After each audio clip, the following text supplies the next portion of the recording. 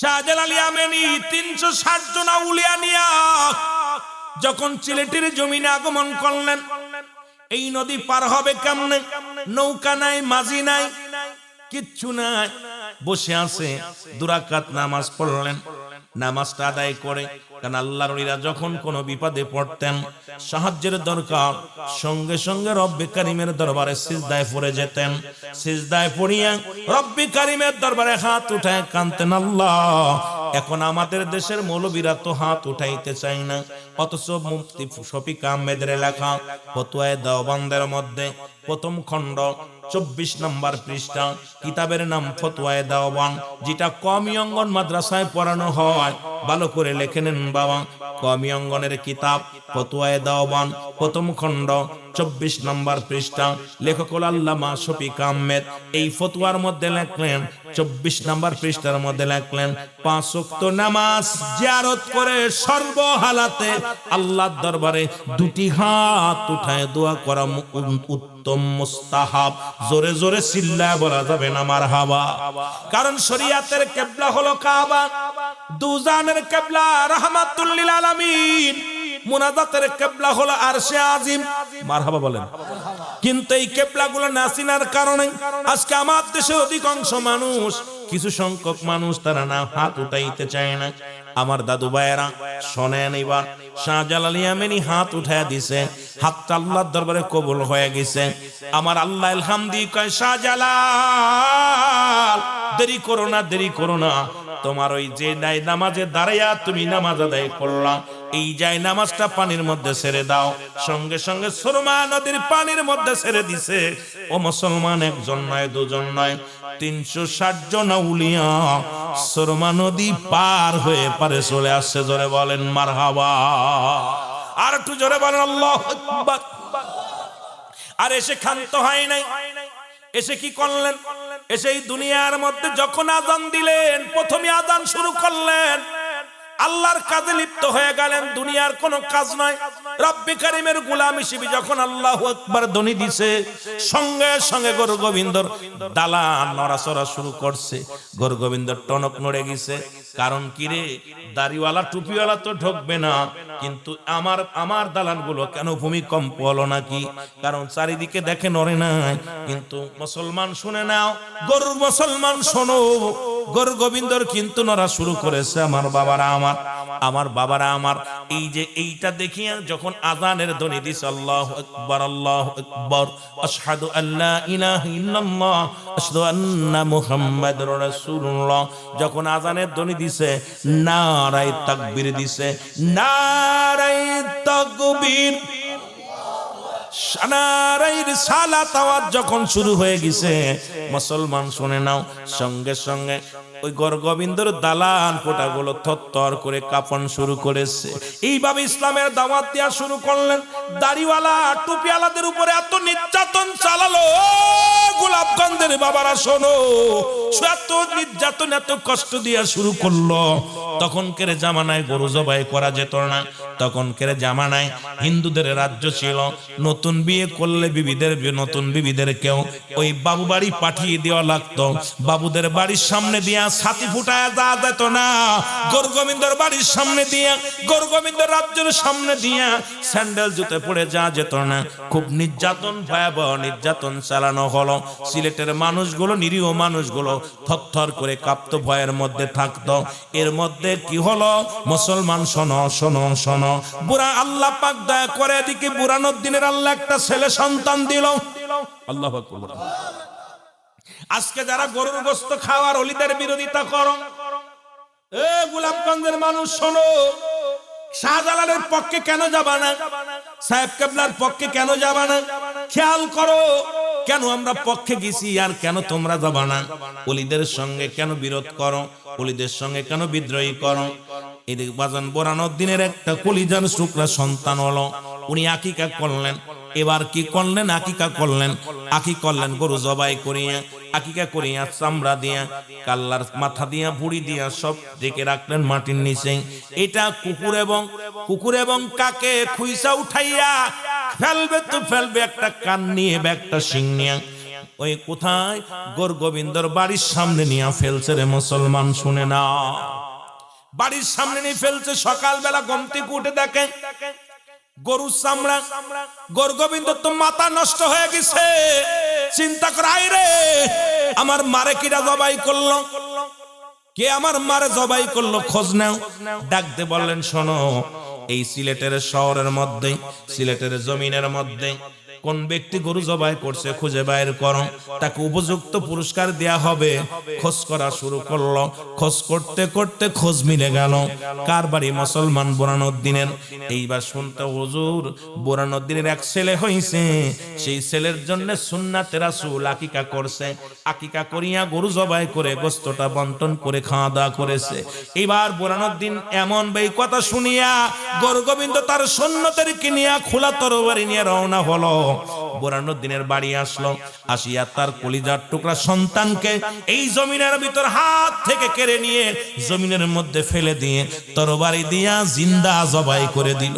দিয়া পর সেদিন বোরানুদ্দিন কেঁদে কেঁদে বলেছিল, রব্বুল আলামিন আজকে সিলেটের জমিনে একটা গরু জবাইয়ের জন্য কলিজার টুকরা সন্তানকে জবাই করে দিতে হলো। আল্লাহ ও রব্বুল আলামিন, এমন একটা দিন যেন আমি দেখতে পাই, এমন একটা দিন যেন আসে সিলেটের অলি গলির মধ্যে যেন হাজার হাজার গরু জবাই হয়। এই বাতিলেরা, গরুর গোশত পাইলে মাথায় হুঁশ থাকে না, এক এক বাটি খাও, কিন্তু গরুর গোশত খাওয়ার আগে আগে শাহজালালের পক্ষে যাও, শাহপরানের পক্ষে যাও, তাদের বিপক্ষে চলবা আর গরুর গোশত খাবা। একটা গরু জবাইয়ের জন্য নিজের কলিজার টুকরা সন্তানকে জবাই করে দিছে, প্রতিবাদ করে নাই। সেদিন দোয়া করেছিল, আল্লাহ আমার এই হাতটা তুমি ফিরিয়ে দিও না। আজকে বাংলাদেশের দ্বিতীয় লন্ডন বলি আমরা সিলেটকে, যদিও আপনাদের এলাকার মানুষ তত ধনী হয় নাই, নদী মাতৃক দেশ এলাকা, কষ্ট করেন হাওর অঞ্চলের মানুষ, তবে এই অঞ্চল তো যেহেতু সিলেটের সঙ্গে জড়িত, জোরে বলেন ঠিক কিনা, জোরে বলেন ঠিক কিনা।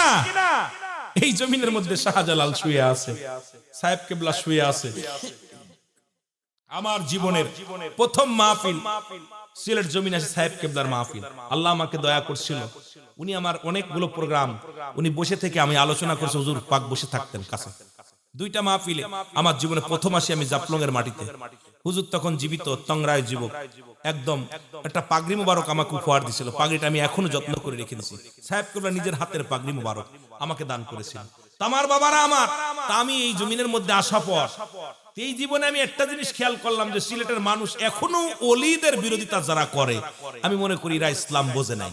আর না বোঝার পিছনে একটা কারণ, সেটা হলো আমাদের আগেতে পাঠ্য বইয়ের মধ্যে শাহজালালের জীবনী ছিল, শাহপরানের জীবনী ছিল, আপনার ওই ওলি আল্লাহদের জীবনী ছিল, নবীদের জীবনী ছিল, সাহাবীদের জীবনী ছিল। এখন পাঠ্য বইয়ের মধ্যে আছে বানর থেকে কেমনে মানুষ হয়, সমগামী কেমনে করতে হয়, এইসব যেরকম ঠিক কিনা আপনাদেরকে অন্ধ বানায় ফেলতেছে। কারণ ওই জাতি কখনো ওলি আল্লাহদের প্রেমে পড়তে দিবে না। এই জন্য ওলি প্রেমিক, রাসূল প্রেমিক যারা আছে আমরা তাদের সঙ্গে কাজ করতে চাই, জোরে বলেন ঠিক কিনা, আর একটু জোরে বলেন ঠিক কিনা। জাতির অন্ধ বানানো যাবে না, এই জাতি যদি অন্ধ হয়ে যায় বিপদ। এই জাতিকে শিক্ষা জাতির মেরুদণ্ড যদি শেষ করে দেওয়া যায়, শিক্ষা খাত যদি বন্ধ করে দেওয়া যায়, কারণ এই যে মাদ্রাসা, কত ছেলে কোরআন শরীফ মাদ্রাসায় পড়ে যারা কোরআন শরীফ শিখছে, পাশাপাশি ইংরেজি বাংলা শিখছে, এটা যদি বন্ধ করতে পারে মাস্টার ইবলিস খুশি হবে। আর এটা যদি চালু হয়, এটা যদি ভালোভাবে চলে, তাহলে আমার আল্লাহ রাসূল খুশি হবে, জোরে বলেন ঠিক কিনা, আর একটু জোরে বলেন ঠিক কিনা। সুতরাং তাদেরকে খুশি করার দরকার আছে কিনা, আরো জোরে বলেন খুশি করার দরকার আছে কিনা। সুতরাং আমার বাবারা আমার, আপনি আমি মনে করি ওলি আল্লাহগণ মরে গেছে না, রাসূল বলে আলা সাবধান, ইন্না নিশ্চয়, আলা ইন্না উলিল্লাহি, আল্লাহর তরফ থেকে যারা ওলি হয়, লা ইয়ামাউত, তাদের মৃত্যু নাই। ঘোষণা হলো মেরকাত সূরা মেরকাত 10ম খণ্ড 722 নম্বর পৃষ্ঠা, তাফসীরুল বায়ান 5ম খণ্ড 524 নম্বর পৃষ্ঠা। সুতরাং আমি আপনাদেরকে বলে যাই, ওলিগণ দুনিয়া থেকে বিদায়ের পরে রব্বুল আলামিন আরো তাদের পাওয়ার বাড়ায়া দেয়, জোরে বলেন মারহাবা, আর একটু জোরে বলেন না মারহাবা। সুতরাং এই ওলি আল্লাহদের ওলি আল্লাহদের বিরোধিতা করবেন না দয়া করে। ভালো না লাগে দরকার নাই, আপনার ভালো লাগে না দরকার নাই, কিন্তু ওলি আল্লাহদের বিরোধিতা করেন না, মাদ্রাসার বিরোধিতা করেন না, আপনার ভালো লাগে পড়ালেন না, মসজিদের বিরোধিতা করেন না। এগুলো যখন মানুষ কোন সাহায্য সহযোগিতার জন্য হাত বাড়াবে আরো উৎসাহিত করেন, তাদেরকে সহযোগিতা করেন, কিন্তু আপনি মনে মনে হিংসা করবেন, গোপনেও হিংসা করবেন, আবার আপনার সদূরেও অনেকে হিংসা করে। এই জন্য আমার বাবারা অনুরোধ করব আপনাদের কাছে, এদিকে আমাদের লক্ষ্য রাখার দরকার আছে কিনা, আরো জোরে বলেন আছে কিনা।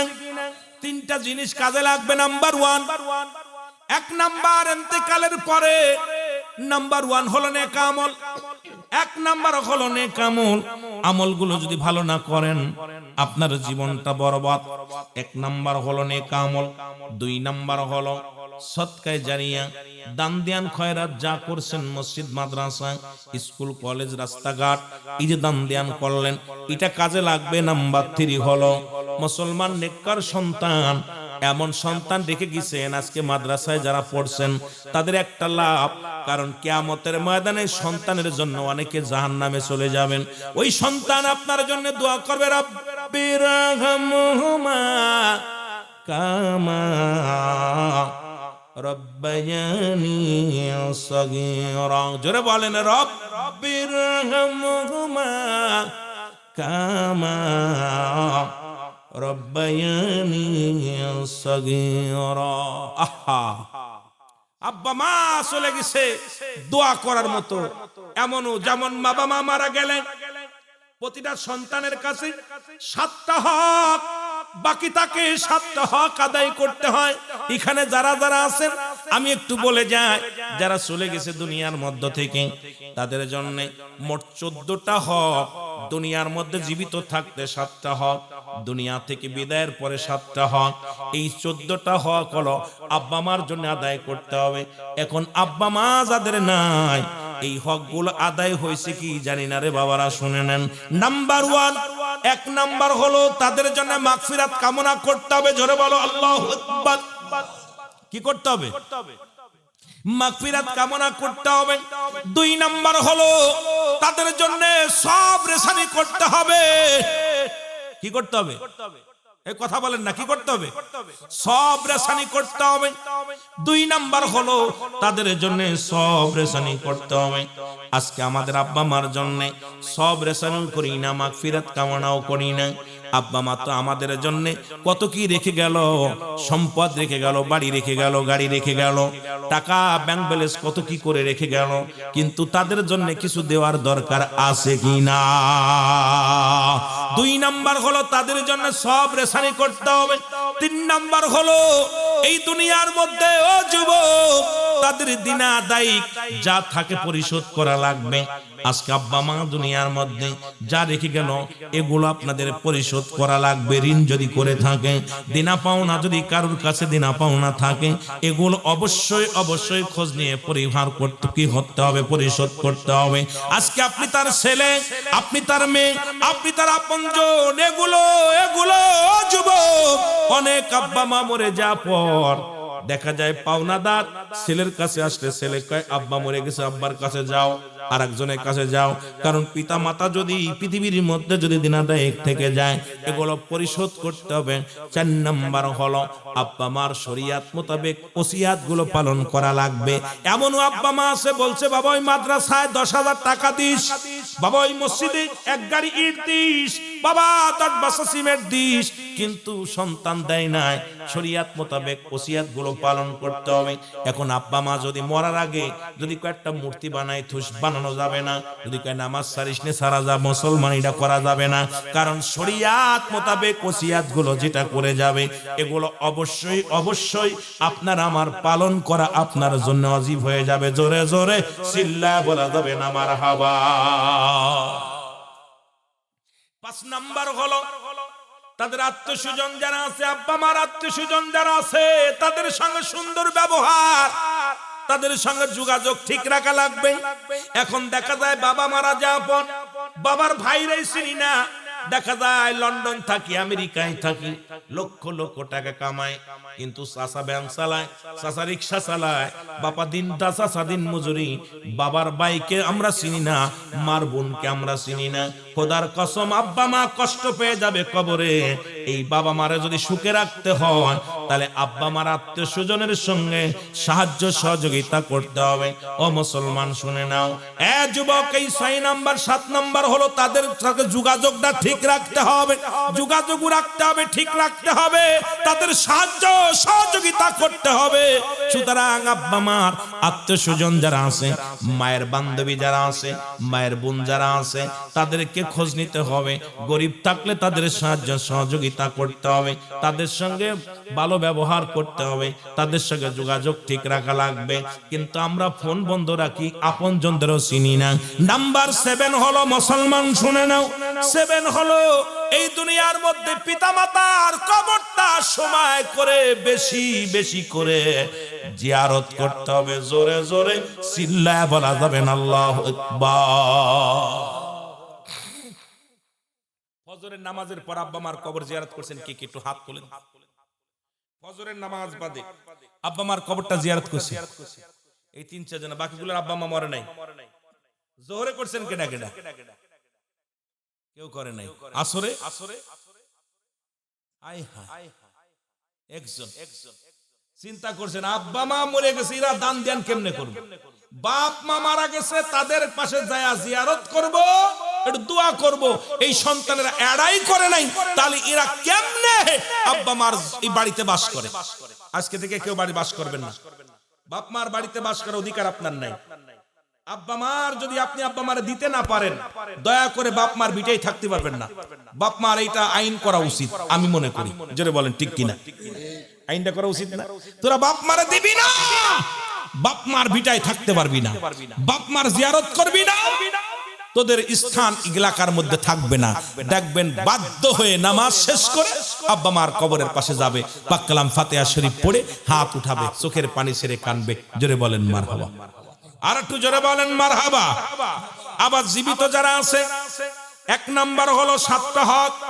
যদিও সময় চলে যাচ্ছে দৌড়ায়া, আলোচনা কোন দিক থেকে কোন দিকে যাব বুঝি আসে না। আমার বাবারা, আমার এত অল্প সময় 2-4-10 ঘন্টা আলোচনা করে শেষ করা যায় না। যেটা জীবিত থাকতে দুনিয়ার মধ্যে 7টা হক। 1 নাম্বার হলো তাদেরকে মনে প্রাণে ভালোবাসতে হবে। তাদের 1 নাম্বার তাদেরকে মুসলমান যদিও 2 নাম্বার হয়, 1 নাম্বার 2 নাম্বার ভালো করে লিখে নেন। তাদেরকে মন প্রাণ থেকে ভালোবাসতে হবে। এই দুনিয়া তামাম পৃথিবী বোর ভালোবাসা একদিকে, ছেলের ভালোবাসা একদিকে, বাবা মার ভালোবাসা একদিকে, তামাম পৃথিবী একদিকে থাকবে, কিচ্ছু চাই না। আব্বা মা, বাবা মা, বাবা মা, বাবা মা। ও যুবক শুনে নাও, পৃথিবীর মধ্যে টাকার ভালোবাসা নয়, অর্থের ভালোবাসা নয়, শুধু জন্ম দিছে আর গর্ভে ধারণ করেছে। এর জন্য সারা পৃথিবীর মধ্যে 1 নাম্বার হলো তাদেরকে পৃথিবীর মধ্যে মনে প্রাণে ভালোবাসতে হবে। জোরে বলেন মারহাবা। 2 নাম্বার হলো তাদেরকে পৃথিবীর মধ্যে সম্মান করতে হবে। এত সম্মান, কারণ আব্বা মার সম্মানের উপরে কোনো সম্মান নাই। যত বড় ব্যারিস্টার আসুক, মন্ত্রী আসুক, ইনি আমার বাবা, আমার কাছে আমার মাথার তাজ, আমার কাছে আমার কলিজা, আমার হৃৎপিণ্ড। সুতরাং এই পৃথিবীর মধ্যে সারা পৃথিবী ছাড়তে পারবো, আমার আব্বার অমর্যাদা হবে, মায়ের অমর্যাদা হবে, এমন কোনো কাজ করা যাবে না। কারণ পৃথিবীর মধ্যে 1 নাম্বার তাদেরকে মুসলমান সম্মান করতে হবে। এমন সম্মান আর কাউকে মুসলমান নয়, আল্লাহ রাব্বুল আলামিনের পরে বাবা মায়ের সম্মান। জোরে জোরে চিল্লায় বলো মারহাবা। অনেকে আব্বা মা চেহারা যদি ভালো না হয় পরিচয় দেয় না, কপাল পুরা চাকরি করে, বিদেশ থেকে আইয়া ঘুরে বেড়ায়, ওরে কার সাল রে, ওই অমুক অমুকের বাড়ির কাছে আমাদের বাড়ি। অনেক অফিসার বাপ মার পরিচয় দেয় না, বুড়া হয়ে গেছে, দাড়ি মাড়ি পেকে গেছে, পরিচয় দেয় না। আমার মুসলমান শুনে নাও, 3 নাম্বার হলো তাদেরকে সুখে শান্তিতে রাখতে হবে। পৃথিবীর মধ্যে সুখে শান্তিতে রাখতে হবে।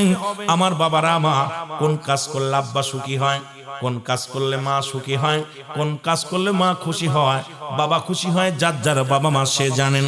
বাবারা আমার, বাজারে গেছেন, এমনও হতে পারে মুসলমান 2টা পান কিনে আনলে আব্বা সবচেয়ে বেশি খুশি হয়, বিকেল বেলা একটা চা বানায় কাপের মধ্যে দিলে আব্বা আরো বেশি খুশি হয়। বাবারে যদি একটু গরম পানি বানায় দিই শীতের মধ্যে আরো খুশি হয়। বাবা মারে খুশি রাখতে হবে মুসলমান, শুনে নাও এর মুসলমান 5 নাম্বার হলো এইরকম 5 নাম্বার হলো তাদের কথা মেনে চলতে হবে, ডান বাম করা যাবে না। বাবা মা যখন যে হুকুম দিবে হুকুমগুলো তালিম করতে হবে।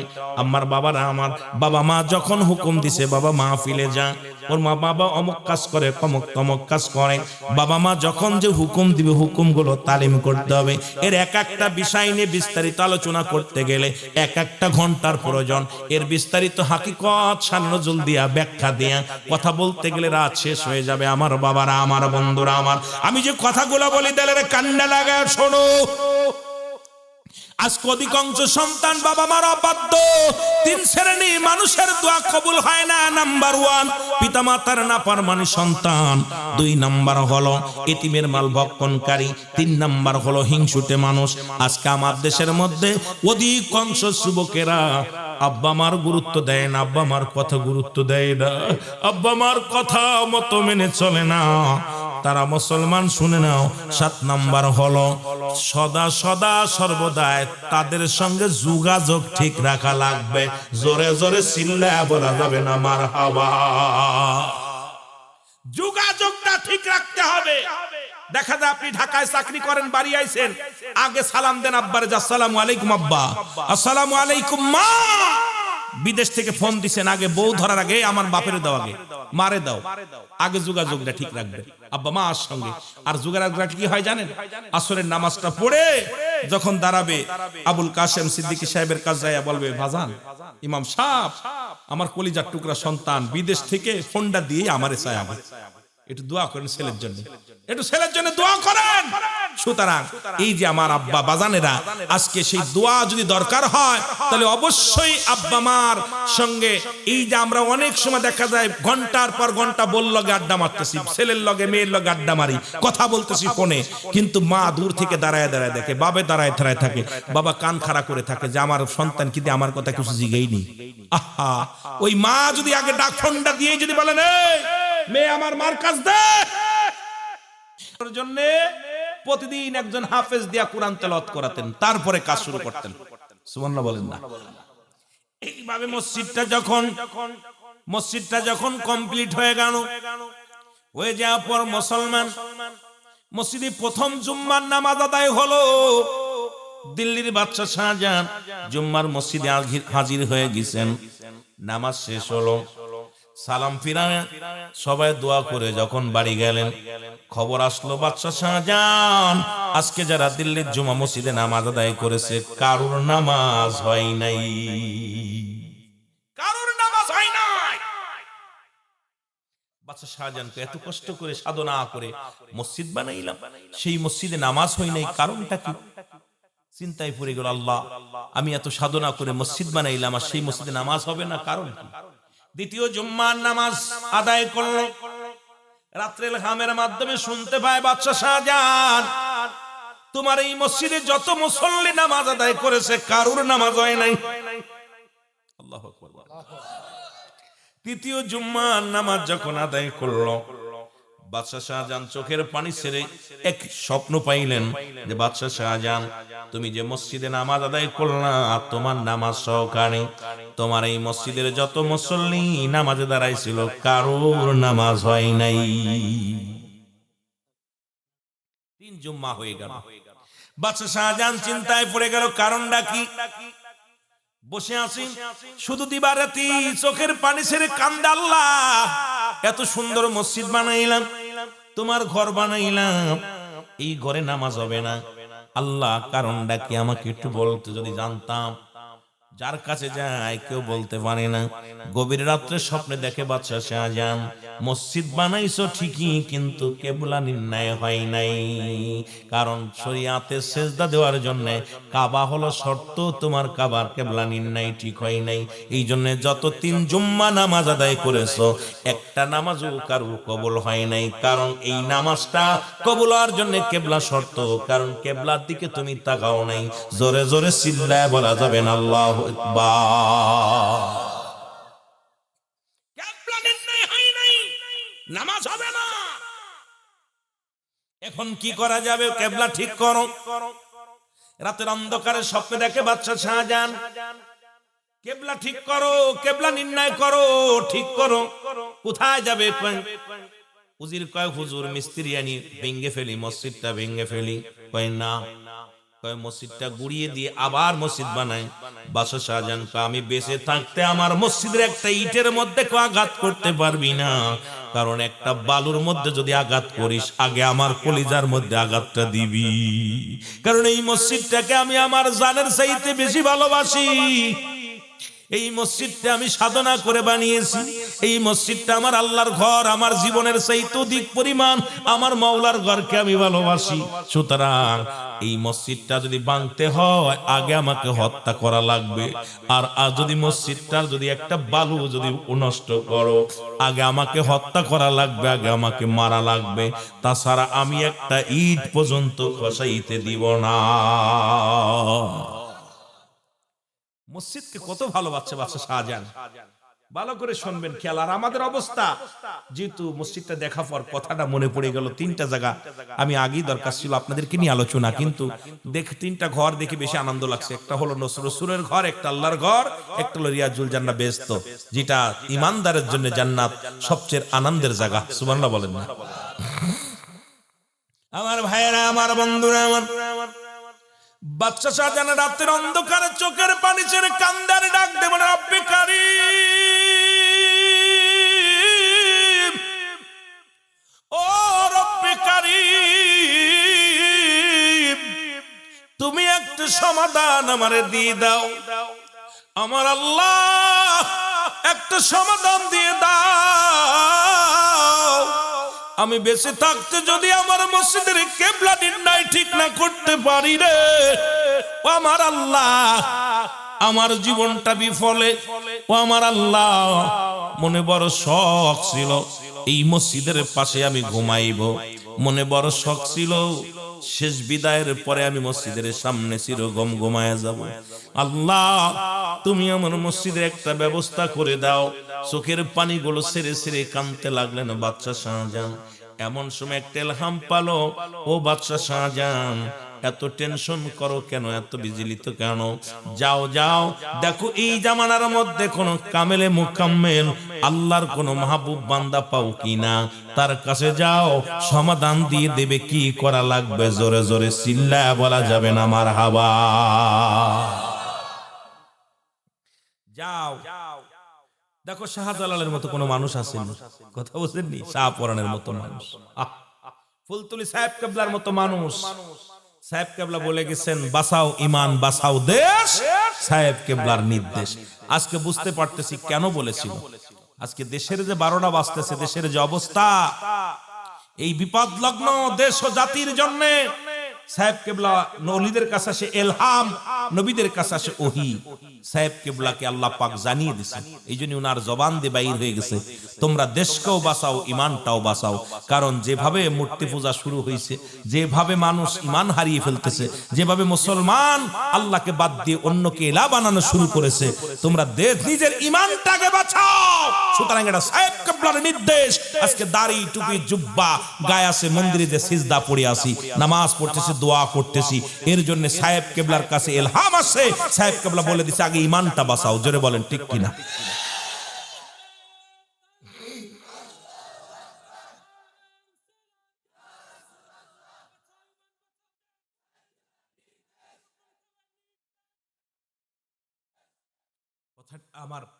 আমার সিলেটে আসলেই খালি কথাটা ভিতরে কেন যেন এটা বারে বারে লাগে যে হুজুর এই কথাটা কেন বললো, হাকিকতটা কি? এই বছরে বুঝতে পারলাম যে হাকিকতটা কেন বই লাগছে। দেশটা যে মানুষ ইমান হারিয়ে ফেলবে, ঠিক ইমানটা কেমন যাবে যে কচুর পাতার পরে পানি রাখা যাবে, ইমান রাখা যাবে না।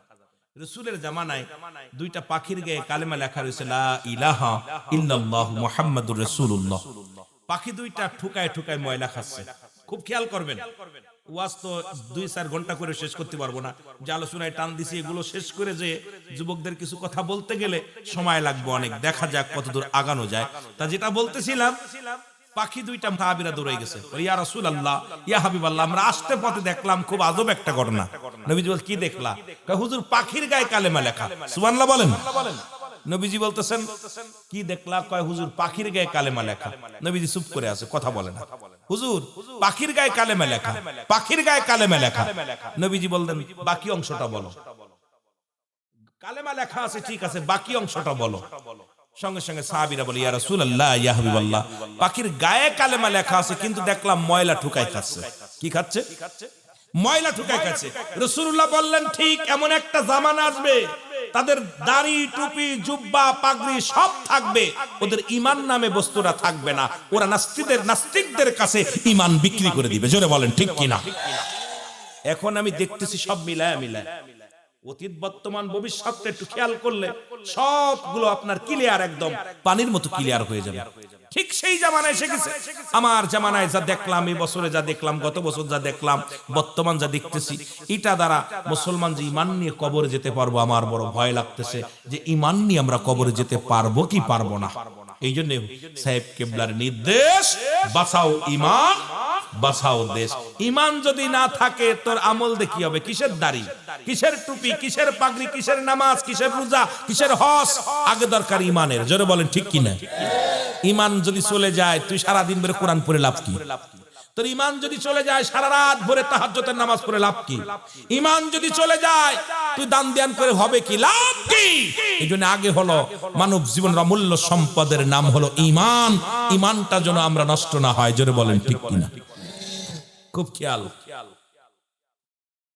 আমার ভাইয়েরা, আমার বন্ধুরা, আমার উজিরকে ডাকতে বলে বাদশা শাহজাহান, উজির, উজিরে খোঁজ নাও আমার রাজ্যের মধ্যে এমন কোন ব্যক্তি ধার্মিক আছে, আল্লাহওয়ালা আছে, খুঁজে বাইর করো। উজির বলে হুজুর পাইছি একজনের সন্ধান, তিনি আর কেউ নয়, তিনি হলেন আমাদের মহল্লায় বাড়ি, ওই জঙ্গলায় বাস করে, নাম হলো নিজামুদ্দিন আউলিয়া। জোরে বলেন যাবে না মারহাবা? নাম কি? নাম কি? নিজামুদ্দিন আউলিয়া। উজিরি ডাক দেব হুজুর, এবার বাদশা শাহজাহান বলে তাড়াতাড়ি নিয়ে চলো আমাকে। বাদশা শাহজাহান চলে গেলেন নিজামুদ্দিন আউলিয়ার বাড়িতে, সালাম দিলেন, আসসালামু আলাইকুম হে আল্লাহর ওলি নিজামুদ্দিন আউলিয়া, আমি আপনার কাছে আসছি। বলে কিসের জন্য আসছেন? বলে আমার মসজিদ বানাইলাম সাধনা করে, দীর্ঘ 10টা বছর সাধনা করে মসজিদ বানাইলাম। এই মসজিদের কেবলা নির্ণয় হয় নাই, সুতরাং এই মসজিদে নামাজ হয় নাই। আমি আপনার কাছে একটা দাবি, কোন উপায় আমার মসজিদের কেবলা নির্ণয় করে দেন, ঠিক করে দেন, এটা একটা ব্যবস্থা করে দেন। এরে বাদশা শাহজাহানের কথা শুনিয়ে ডাক দে বলে নিজামুদ্দিন আউলিয়া, বাদশা শাহজাহান টাকার গৌরব দেখাও, কিসের কি করো শুনে নাও, শুনে নাও। তুমি এই দায়িত্ব আল্লাহ আমারে দেয় নাই, এই মসজিদটা তোমার নির্ণয় ঠিক করে দিব, কেবলা নির্ণয় ঠিক করে দিব, এই দায়িত্ব রব্বি কারীম আমাকে দান করে নাই। তুমি যাও যাও, তোমার দিল্লির জঙ্গলে একজন পাগল বাস করে, যার নাম হলো আল্লাহর ওলি হারে বারেশা রাহমাতুল্লাহ আলাইহি। জোরে বলা যাবে না মারহাবা? নাম কি? হারে বারেশা রাহমাতুল্লাহ আলাইহি। জোরে বলেন না মারহাবা? যা উনার কাছে যান। এইবার দিল্লির বাদশা কি করলেন? বাড়ি আসলেন, খানা পানি সবকিছু নিয়ে জঙ্গলে রওনা হয়ে গেল। দিল্লির জঙ্গলে ঘোরে, সারাদিন ভরে ঘোরে, কিন্তু লোকটারে পাওয়া যায় না। সারাদিন ভরে ঘোরাঘুরি করে, আর চোখের পানি ছেড়ে কান্দার বলে রব্বে কারীম, আল্লাহ তুমি ওই পাগলটার সঙ্গে আমার দেখা করায় দাও, আল্লাহর ওই হারে বারেশার সঙ্গে আমারে আলাপ করায় দাও। এবার খুঁজতে খুঁজে যায়, দেখে এক আল্লাহর পাগল জঙ্গলের মাঝখানে সেজদার মধ্যে লুটে আছে। এই পাগলটার গায়ের মধ্যে কোনো গোস্ত নাই, শুকায়া শুধু হাড্ডি হয়ে গেছে। কারণ লতা পাতা খায়, দুনিয়ার কোনো ভাত খায় না, রুটি খায় না, কোনো ফলমূল খায় না, ওই গাছের লতা খায়, সারা রাত সারা দিন ভরে আল্লাহর জিকির করে, আল্লাহ আল্লাহ আল্লাহ, সুবহানাল্লাহ, আলহামদুলিল্লাহ, লা ইলাহা ইল্লাল্লাহ, লা ইলাহা। এ দুনিয়ার মুসলমান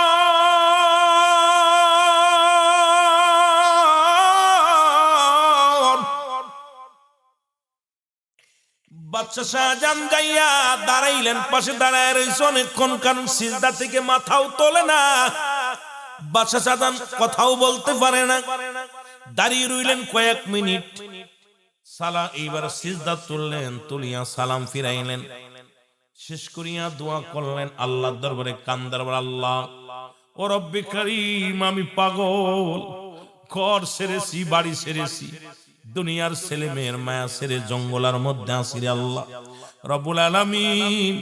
ও আমার আল্লাহ, তুমি আমার দুনিয়ার মধ্যে যত যন্ত্রণা দাও, যত কষ্ট দাও, কোনো দুঃখ নাই, মরণের পরে যেন আমার কবরটা সুখময় হয় আল্লাহ, ওই মরণটা যেন সহজ হয়, মরণের পরে যেন কবরটা সুখময় হয় আল্লাহ। আর হাসরের ময়দান যেন আমার জন্য অতি উত্তম হয়, হাসরের ময়দান যেন আমার সহজ হয়ে যায় রে আল্লাহ।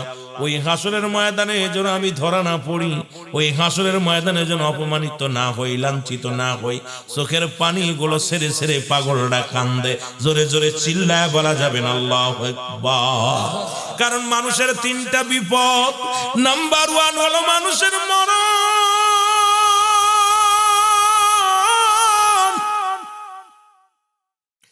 নাম্বার 2 হলো কবর, নাম্বার 3 হলো কিয়ামতের ময়দান। ওর যুবক, ও যুবক, গভীর মনোযোগ। একজন আল্লাহওয়ালা চোখের পানি ছেড়ে কান্দে, আল্লাহ তুমি আমার মরণটা সহজ করে দিও, কবরটা আমার একটু সুখময় করে দিও, হাসরের ময়দান আল্লাহ আমারে তুমি দয়া করো। আর আমরা সারাদিন ভরে পাপ করি, এক ওয়াক্ত নামাজও ঠিক মতো পড়ি না, ঠিক মতো হালাল খাদ্য খাই না, হারাম খাই, সারাদিন ভরে মানুষের গিবাত করে বেড়াই, এরপরও চোখে পানি আসে না, এরপরও মুসলমান ভয় জাগে না। ওই মরণের চিন্তা আমাদের মধ্যে নাই, কবরের ভয় আমাদের মধ্যে নাই। কবরের ভয় যদি কোনো মানুষের অন্তরের ভিতরে থাকতো, এই দুনিয়ায় ঘর সংসার করতে পারতো না। ওই কবরে আযাব যদি দুনিয়ার মানুষ জানতো, দুনিয়ার বালাখানা ছেড়ে দিয়া গোর মুসলমান বন জঙ্গলায় বাসা বাড়ি বানায় নিত। জোরে জোরে চিল্লায় বলা যাবে না আল্লাহু আকবার। কবরের ভয় যদি, কবরবাসীর আযাব যদি দুনিয়ার মানুষ একবার দেখত, কবরে যে কত বড় ভয়ঙ্কর আযাব হয়, কবরটা কঠিন, এই জায়গাটা ভয়ঙ্কর। এ আমার ভাইরা, আমার বন্ধুরা, আমার বাদশা শাহজাহান দাঁড়িয়ে আছে, পিছনে সালাম ফিরে কয়, আপনি কি বাদশা শাহজাহান? আসসালামু আলাইকুম, মারহাবা বলেন না। বাদশা শাহজাহান বলে, আলাইকুম আসসালাম। হুজুর আপনি আমার নাম জানলেন কেমনে করে? বলে, বাবারে আমি তোর রাজ্যে থাকি, কেন জানবো না? কারণ এই দিল্লির জঙ্গলটা তো তোমার নিয়ন্ত্রণে, তুমি দিল্লির বাদশা, আমি প্রজা, সুতরাং প্রজা হয়ে আমার রাজারে চেনবো না, কেমন হয়? মারহাবা বলেন। কেমন পাগল দেখছেন? ডাক দে বলে, বাদশা শাহজাহান আমি আপনার প্রজা, আপনি আমার রাজা, আপনার জঙ্গলে থাকি, আপনারে কেন চেনবো না? আপনি কেন আসছেন এই জঙ্গলায়, কেন আসছেন? ডাক দে বলে, হুজুর কিছু মনে না করলে আমি কি জানতে পারি আপনার নামটা? আমার নামটা আরে বারেশা রহমাতুল্লাহ আলাইহি। মুসলমান ডাক দে কয়, হুজুর আমি তো আপনার কদমের মধ্যে আছি। বলে, কেন আসছো? বলে, আমি একটা মসজিদ বানাইলাম, 10টা বছরের সাধনা করে মসজিদ বানাইলাম, এর কয়েক খতম কোরআন শরীফ, কয়েকশো কোরআন শরীফ খতম করাইলাম, এই দুনিয়ার মধ্যে 3টা জুম্মার নামাজ আদায় করলাম, 3টা জুম্মার নামাজি আমি ইলহাম পাইলাম, কবুল হয় নাই, এই জন্য আমি আপনার কদমের মধ্যে আসলাম। আপনার কাছে যাওয়ার আগে গিয়েছিলাম নিজামুদ্দিন আউলিয়ার বাড়িতে, উনি সংবাদ দিলেন, যান আপনি চলে যান আল্লাহর ওলি হারে বারেশার কাছে। আপনাকে খুঁজতে খুঁজতে আইছি জঙ্গলায়, পেয়ে গেছি, আমার মসজিদটা নির্ণয় করে দিতে হবে, ঠিক করে দিতে হবে। আল্লাহর ওলি হারে বারেশা কয়, পাগল এটা কি কোনো ব্যাপার? তো ধাক্কা দিলেই চলে যায়, জোরে বলেন মারহাবা। কথা শুনছেন? যার গায়ে নেই 1 কেজি বল, একদম শুকানো কাটনা। আর আমাদের দেশের পীর সাহেবদের বুড়ি হয়ে যায়, আইরে হায়, পরের বাড়ি খায় গর্দান ঘুরাইতে পারে না। এমনও পীর সাহেব আছে ভালো মন্দ খাইতে খাইতে গার ঘুরাইতে পারে না। জোরে কোন ঠিক কি না? আরে যে আল্লাহর পাগল হয়, তোর গায়ে গোশত কেমনে হয়? ও তো সারা জীবন কানতে কানতে কঙ্কাল হয়ে গেছে, আমার বাজানেরা খুব কষ্ট হয় কথাগুলো বলতে গেলে, অনেকে আবার মাইন্ড করে যদি আবার হুজুরি কষ্ট হয় কথা বুঝিনি। আল্লাহর ওলি বলতে বাবা এটা তো কোনো ব্যাপার না, ধাক্কা দিলে চলে যাবে। কত পাওয়ারফুল ওলি, চিন্তা করছেন? কয় হুজুর আপনাকে যেতে হবে সঙ্গে, কয় আমার একটা শর্ত আছে, শর্তটা যদি তুমি পুরা করো তাহলে আমি তোমার মসজিদটা আমি কিবলা নির্ণয় ঠিক করে দিব। বাদশা শাহজাহান বলে হুজুর আপনি কি শর্ত দিবেন বলেন, আমি 1000 শর্ত মানতে রাজি আছি। বলে শর্ত আমার 1000 ডানা মাত্র একটা, এই দুনিয়ায় চিরদিন আমি বাঁচবো না, চিরদিন আমি দুনিয়ায় থাকবো না, যে কোনো মুহূর্তে আমার জন্য মালাকুল মউত চলে আসবে। এরে বাদশা শাহজাহান যে কোনো মুহূর্তে আমি মারা যাব রে, জীবনে কোনোদিন আরামে ঘুমাইলাম না, জীবনে পেটে ভরে কোনোদিন খাইলাম না, কারণ ওই জান্নাতের নিশা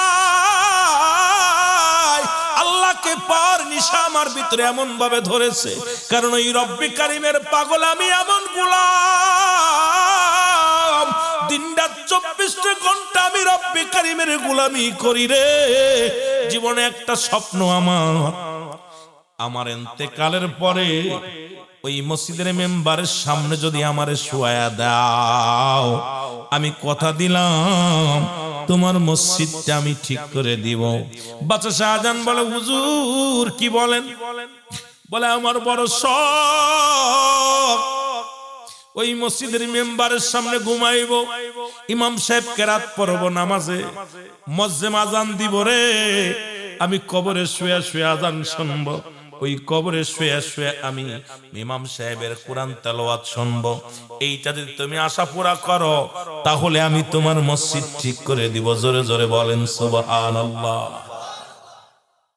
বাদশা শাহজাহান বলে হুজুর আমার তো স্বপ্ন ছিল মসজিদের মেম্বারের সামনে আমি ঘুমাবো, বড় স্বপ্ন ছিল হুজুর, মসজিদটা করলাম, তা আমার শিশুয়ার জায়গাটা আপনি চাইলেন, হুজুরের পাশে শুইতে, পাশে শুয়াইলে হবে না?